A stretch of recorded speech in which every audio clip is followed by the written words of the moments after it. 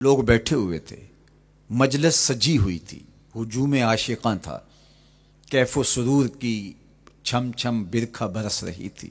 انوار و تجلیات اتر رہے تھے، اور کیسی خوش نصیب مجلس تھی جس میں حضور خود تشریف لے آئے۔ تو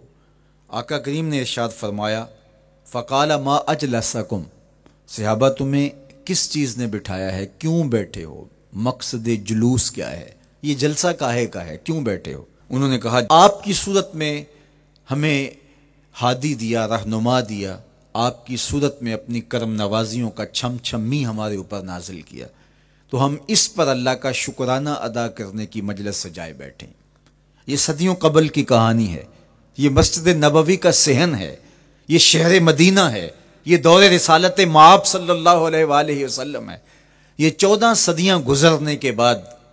کوئی گھڑی ہوئی اور کوئی اپنی طرف سے بنائی ہوئی بات نہیں ہے، بلکہ یہ وہ دور ہے جس دور میں ان کا فیض عام تھا اور ان کے انوار کی مہک اور چمک سے زمانہ معطر اور روشن ہوتا تھا۔ اب جب یہ بات حضور نے سنی تو آقا کریم نے ان سے جو سوال کیا وہ سنیے۔ قالا اللہ ما اجلسکم الا ذالک، اس پر تم اللہ کی قسم اٹھاتے ہو تم اسی لیے بیٹھے ہوئے ہو؟ تو انہوں نے کہا ہاں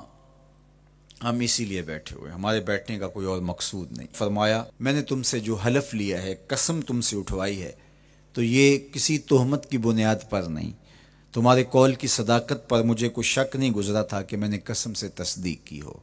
بلکہ ماجرا کچھ یہ تھا، تم یہاں بیٹھے تھے، میں حجرے میں تھا،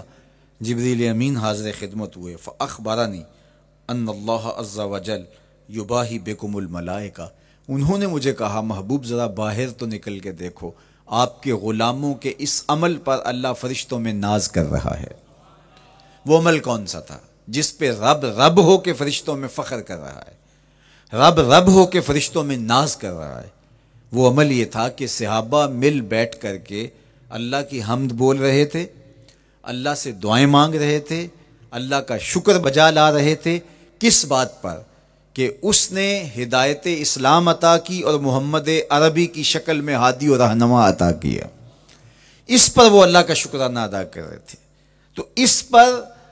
جبریل امین نے آ کر کے حضور علیہ السلام کو بشارت دی اور اللہ کا پیغام سنایا کہ محبوب ذرا باہر تو نکل کے دیکھو،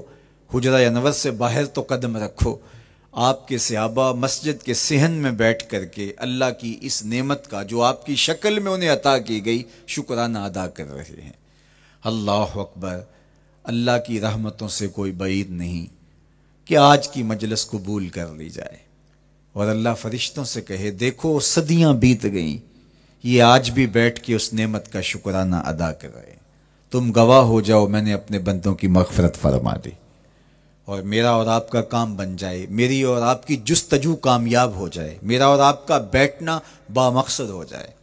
ہمارے آنے کا مدعا پورا ہو جائے، ہم جو چراغاں کر کے ماحول میں ایک خوبصورتی پیدا کر کے، ایک ظاہری جمال پیدا کر کے ہم حقیقی جمال کی تلاش میں نکلے ہیں، اس ظاہری روشنی کے اندر ہم باطن کی روشنی کو تلاش کرنے نکلے ہیں، ہو سکتا ہے کہ ہمارے دل اس نور سے مالا مال ہو جائیں۔ باقی جہاں تک حضور کی مدح و ستائش کی کہانی ہے، حضور علیہ السلام کی تعریف و توصیف کی بات ہے، تو یہ ایک رات کیا 12 حلقات نور کیا ساری زندگی بھی گزار دیں حق کے شکر پھر بھی ادا نہ ہو، اس لیے کہ ہمیں زندگی کا سارا شعور اور باطن کے سارے اجالے حضور کی دہلیز سے نصیب ہوئے، تو یہ تو ساری زندگی بھی ہم تشکر میں بسر کر دیں تو حق ادا نہیں ہو پاتا، اور ہماری روحیں، ہمارے قلوب، ہماری زبانیں، ہمارا طرز زندگی، ہمارا انداز معاشرت، ہمارے رویے اس نعمت کا شکرانہ ادا کر رہے ہیں جو حضور کی شکل میں اللہ نے ہمیں عطا کیا۔ دیکھو یار، کوئی معمولی سی نعمت میسر آ جائے تو بندہ اس پر شکرانہ ادا کرتے نہیں تھکتا۔ اللہ تعالیٰ نے قرآن مجید میں انسان کے اس رویے اور اس مزاج کو بیان کیا، وَإِنَّا إِذَا أَذَقْنَا الْإِنسَانَ مِنَّا رَحْمَةً فَرِحَ بِهَا، یہ انسان کی ایک فطرت بیان کی گئی ہے کہ جب ہماری جانب سے اس کو کوئی رحمت ملتی ہے تو فرح بہا، تو وہ فرحت کا اظہار کرتا ہے. یہ انسانی طبع ہے، یہ انسانی فطرت ہے. اور اگر رحمت للعالمین نصیب ہو جائیں تو پھر کتنی مسرت ہوگی. تو یہ اللہ جل شانہ کی طرف سے عنایت ہے جو اہل ایمان کا مقسوم ہوتا ہے اور اللہ ان کو عطا فرماتا ہے.